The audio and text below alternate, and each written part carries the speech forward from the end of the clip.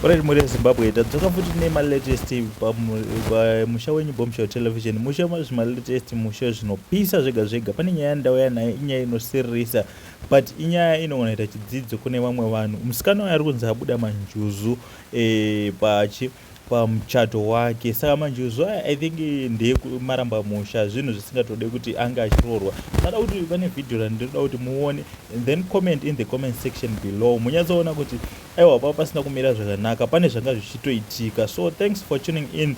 Kana wadecide kuti kuona this video pa Bombshell television, kana uri munywana, don't forget to subscribe to our channel. We are now reaching 9,000 subscribers and over 1 million views. So don't forget to advertise your business with us.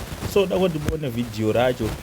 Tell us what you think in the comment section. Is it good as Manjuzu or is bad for us, or tidzidzeo kuma comments enyu kana iwo pawachafura nepano vachamaona. Thanks.